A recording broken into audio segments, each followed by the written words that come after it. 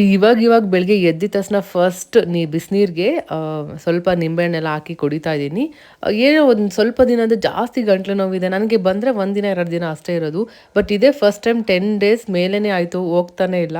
So ಅದಕ್ಕೆ ನನಗೆ ಬಿಸಿನೀರು ಜೊತೆಗೆ ಏನೋ ಕೂಡ ಕೊಟ್ಟೆ. ಹಾಗೆ ಬಾಲ್ಕನಿಲಿ ಚೆನ್ನಾಗಿ ಬಿಸಿಲು ಬಿದ್ದಿರುತ್ತೆ ಬೆಳಗ್ಗೆ ಟೈಮಲ್ಲಿ. ಸೊ ಹಾಗೆ ಅವಳಿಗೂ ಅಲ್ಲೇ ಕೂರಿಸ್ಕೊಂಡು ಸ್ವಲ್ಪ ನೀರೆಲ್ಲ ಕುಡಿಸ್ದೆ.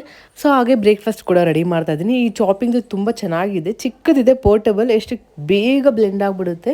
ಒಂದು 5 ಸೆಕೆಂಡ್ಸ್ಗೆ ನೋಡಿ ಎಷ್ಟು ಚೆನ್ನಾಗಾಗಿದೆ. ಸೊ ಹಾಗೆ ಬೇಗನೆ ಆಗ್ಬಿಡುತ್ತೆ ಎಲ್ಲ ಅಡುಗೆ ಏನಾದರೂ ಮಾಡ್ತಾ ಇದ್ರೆ.